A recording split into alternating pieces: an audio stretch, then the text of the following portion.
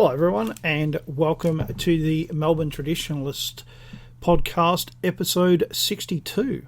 Today I'm going to talk about President Trump and his re-election campaign. I'm recording this on the evening of the 19th of October 2020 and you'll get to hear this a week later, and then a week after that will be the election. Now, before I start, I want to read out an article that I wrote on the 6th of September 2016. So that's 4 years ago, 2 months before the 2016 US presidential election. And that is Donald Trump a conservative? The short answer is no. He's a classical liberal. But even so, it seems that he is the best candidate a Conservative could vote for in some time. Quite some time. So what's so good about him, and why should Conservatives vote for him? First, let's deal with the bad stuff. Mr. Trump is not a social conservative. We cannot expect him to do much in this regard. Some Conservatives say that alone should rule him out. I do not agree at all. We need to fight on so many fronts, and this is just one. An important one to be sure, but while we won't win here, we might on other fronts. He has said basically nothing about reining in America's outrageous government debt. I hope he has a secret plan, but of course I simply do not know. It is amazing to me that America can be in so much debt and it's barely mentioned by anyone. But something that Mr. Trump can be given credit for is for bringing real immigration issues to his election. His 10-point plan is among the best I've seen in a long time. 1. We will build a wall along the southern border. 2. End catch and release. 3. Zero tolerance for criminal aliens. 4. Block funding for sanctuary cities. 5. Cancel unconstitutional executive orders and enforce all immigration laws. 6. We are going to suspend the issue of visas to any place where adequate screening cannot occur. 7.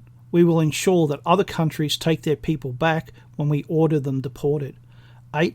We will finally complete the biometric entry-exit visa tracking system. 9. We will turn off the jobs and benefits magnets, E-Verify. 10. We will reform legal immigration to serve the best interests of America and its workers. I accept it could be better. It could deal more with legal immigration, and it could have a remigration policy. But in our current climate of endless immigration, legal and illegal, into the Western world, anything that strikes back is to be celebrated. The second reason to support Mr. Trump is for his trade policies. He has always been critical of free trade. I remember seeing a clip of him on the Oprah Winfrey show from the late 1980s, maybe early 1990s, saying pretty much the same thing as he's saying now. Every country has to look after its own people first, and that would be his policy. The third reason I would vote for him, if I could, is a personal observation. It seems to me as if he has shared an experience that you and I have experienced, where you once thought, hey, maybe we don't agree, but we're still on the same side. Now you know they are not on our side, that they lie, and that you're sick of hearing their lies. When I hear him speak, it seems quite clear to me that he is sick of the lies. There are those who argue that Mr. Trump is a fraud, that he is doing this for his ego. I hope he is doing this for his ego. In fact, I'm counting on it. How can he go back on his promises if his ego is so important? I don't think he is a fraud, nor do I think he is a saviour. He's only a man, but one who has been saying and doing the right things for quite some time now. He hasn't backed down when he's been attacked. He keeps fighting, and it's great to see. I'm sick of Conservatives being too nice to win. Now, as President, Mr. Trump may fail. He certainly will disappoint. That is inevitable. But I cannot really see him being worse than Mrs. Clinton, and let us be very honest, that is the only alternative. If Mrs. Clinton wins, everything gets worse. There's no question of that. If Mr. Trump wins, maybe things will get better. I know who I would vote for, to be honest. I'm quite jealous of you Americans getting a real choice. One day, I'd like one of them myself. Now let's go back to his 10-point plan, which he ran for the 2016 election, and see how good it is. How well has he done? We will build a wall along the southern border. Well, the US border is 1,954 miles long. And according to the US Customs and Border Protection Agency, 360 miles have been completed. So that's 18%, about one-fifth of the distance. As we all know, he has had a lot of opposition within the Congress. And I think that he could have done more to have had more of the wall built, but 1/5 is a lot better than we would have got under anyone else. Now, I did say that if he didn't complete the wall, he would not be re-elected, and maybe I was a little bit too harsh there, but certainly it does hurt him. It does hurt his chances. Though exactly how much, that's a second category. 2, end catch and release. I'm not sure whether catch and release has ended. I don't know. 3, zero tolerance for criminal aliens. Certainly the Trump administration has tried to be much harder on criminals and has tried to deport many more of them. But whether it's a zero tolerance, I'll let you be the judge of that. 4, block funding for sanctuary cities. That has not happened. That should have happened. And like a lot of things, he promised that would be done on day one, although very few of us actually expected it to be done on day one. But, day 100, day 500, that would have been great, but that has not happened. 5, cancel unconstitutional executive orders and enforce all immigration laws. Well, again, there's been a lot of pushback, and there has been cancellation of executive orders, and President Trump has actually put his own executive orders in place. Some of them are very encouraging, but the US is still not enforcing all immigration laws. And I think that there's a lot of pushback against Trump, and I'll come back to that, the pushback, in a little bit. 6, we're going to suspend the issuance of visas to any place where adequate screening cannot occur. And of course, very early on, he cancelled visas for a whole bunch of Muslim countries, and that's been dragged through the courts, and I think now that's been upheld. 7, we will ensure that other countries take their people back when we order them deported. I'm afraid I am not as much an expert on US deportations as I'd like to be, so I don't know whether that's true or not. 8, we will finally complete the biometric entry-exit visa tracking system, and that has not happened. 9, we will turn off the jobs and benefits magnets known as E-Verify. So E-Verify is a system, an electronic system that would actually track when migrants had jobs or did not have jobs and so forth, and that has also not happened. 10, we will reform legal immigration to serve the best interests of America and its workers. Well, actually, I think the best reform for America and its workers would be no immigration, or very, very tiny immigration. But if you accept, as President Trump does, that America needs immigration, then I think that he has worked towards that, although there's a long way to go. If I was to put it on a scale, I'd probably say about 30%. That still leaves a lot of work to be done.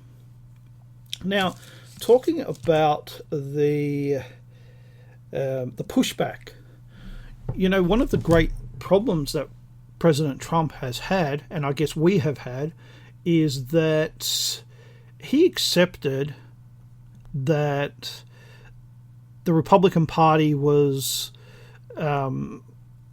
really what they needed was leadership. And once he provided the leadership, then the party would fall behind him, and he'd be able to appoint people and they would do the job that he wanted. And that, of course, has not proven to be the case. That was something that President Trump, or Mr. Trump, was wrong about before he became president. And sometimes it seems like he understands it, and other times it seems like he does not understand it, because he does keep repeating the same mistakes.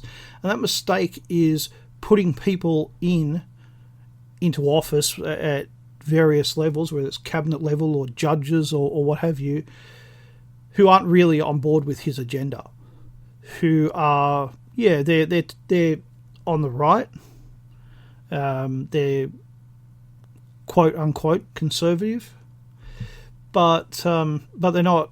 They don't really support the Trump agenda, all right? They're not really interested in ending or curtailing immigration or any of these kinds of things. And his children have had a big issue with that. They have seemed to be people who only support President Trump because he's related to them, instead of actually supporting his agenda. But there's one thing that he didn't really talk about very much, or certainly wasn't a lot of attention wasn't paid to it, and that was President Trump's interest in the court system, in the federal court system. And he is the very first president who was actually on the right, who was actually managed to make a real dent. Other presidents have tried, although exactly how right-wing they were is a matter for debate. But he's paid a lot of attention to the court system, and he's put a lot of effort in. And so far he's got, 2 elected? I'm not sure what the latest, the female candidate, I'm not sure where she is at the moment. Maybe I should actually have a look. Let me go. So it seems that the 22nd of October is when the vote will be taken. So that's 3 days in the future, and 5 days in the past if you're listening to this on the Monday. So you'll know whether she has been confirmed or not. And of course, none of us will know how good she is, whether she was worthwhile for 6 months, and we really won't know for a couple of years. Some of them go on with very good intentions, and like milk, they sour very quickly. Now, another thing that President Trump has used to his advantage is executive orders. Now, when the presidency was first created in 1789, effectively the President of the United States was given all of the powers of an enlightened 18th century monarch. So effectively the President of the United States is an elected monarch, and with limited term instead of serving for life. But one of the things that allows him to do is to issue executive orders. There are some things that he can just say, hey, I want this done. And as long as it's written correctly, then it becomes law. So recently he signed an executive order, Executive Order 13950, called Combating Race and Sex Stereotyping. Now, I read this, and it's a very liberal document, but actually it's got people excited on the right. You would not think that something that was entitled Combating Race and Sex Stereotyping would actually get people on the right excited, but it has. And one of the reasons is because he explicitly goes after the race baiters, the people who are pushing white privilege, who are saying that white men can't have jobs because we need a more diverse workforce, and he's saying that no, that's not on, and he has expressly said it in his speeches. That's a massive thing. It's I really can't overemphasize how important that is and how good that is, because these things can spread. And once someone has had the courage to stand up, then it can encourage other people in other countries to also stand up and start banning this nonsense. And then once it starts being banned, then judges start paying attention. This is a really big thing, and President Trump is nearly entirely responsible for it, and it will be done away with if he loses the election. The other big thing that he's pushed is immigration restrictions. And before President Trump, basically immigration was a non-issue. Even though millions, I guess in the United States, tens of millions of people actually consider immigration to be a major issue, he was the only one who actually stood up and said immigration should work for America and for Americans.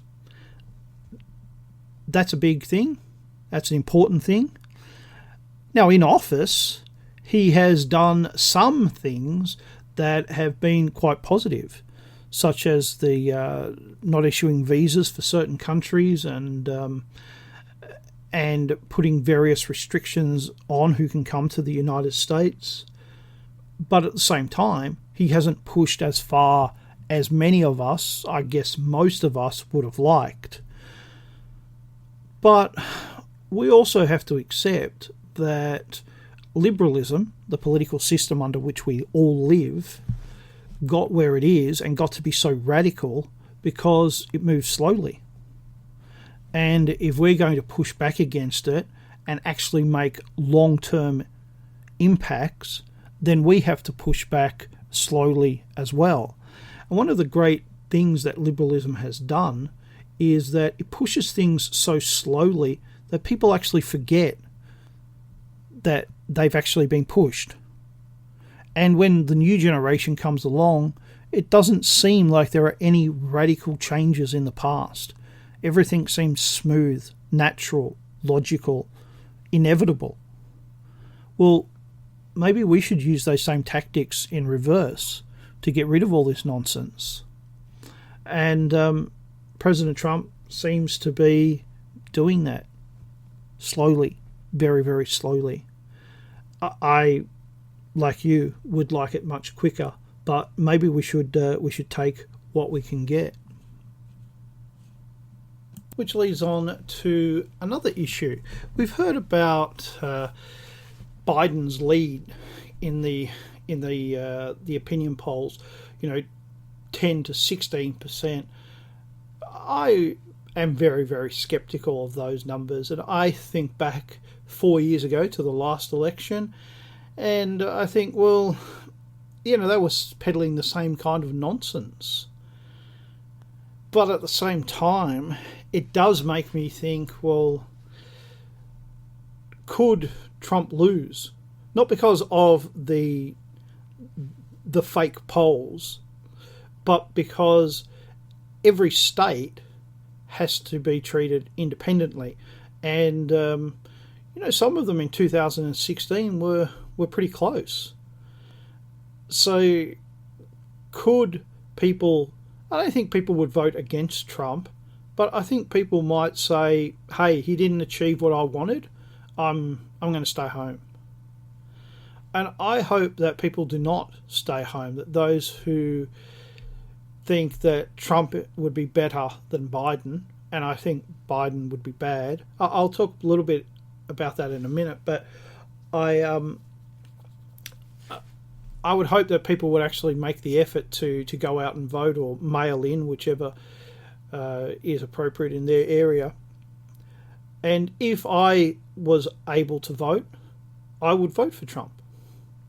Because while he has not achieved everything that I would have hoped, I think that he's done some things that I would not have expected to be done. So yes, I would vote for him. So Biden and Kamala Harris are an interesting pair. One of the things that I find interesting about them is that they've both been very hard in the past on black crime. And, they could actually use that to their advantage. But, of course, they are now saying completely the opposite. But, of course, they're both politicians. So what do they actually believe? What would they actually do? Because, while we say, politicians don't believe in anything, obviously they do believe in something. They may be cynical, but, they tend to lean one way or another. Bill Clinton, for example, he was tough on crime. Democrats weren't supposed to be tough on crime, but he was. Would Biden and Harris be the same? Would they actually try to be harder on crime? Or would they go down the same path that Trump has unfortunately gone down at times and try to be soft? Well, that would be a big upset for how Republican Democrats usually operate. But it does leave open the question of how exactly they would do things. I think Biden would get rid of a lot of the executive orders that Trump has signed, and he would try to normalise relations with China, which Trump has been very critical of. And as an Australian, the Australian government has become much more critical of China. So, on that level, I hope that Trump is also re-elected. It makes things much harder if Biden is re-elected. Would the troops that are overseas, will they be brought home? Well, Trump keeps saying yes, yes, yes, but actually it hasn't quite happened, and it'll be interesting to see what happens there. Well, I'm only 22 minutes in, but I'm going to end it. Thank you very much for listening. And if you'd like to support my work, you can go to Subscribestar, which is in the description box below, and help me out. And I will see you next week.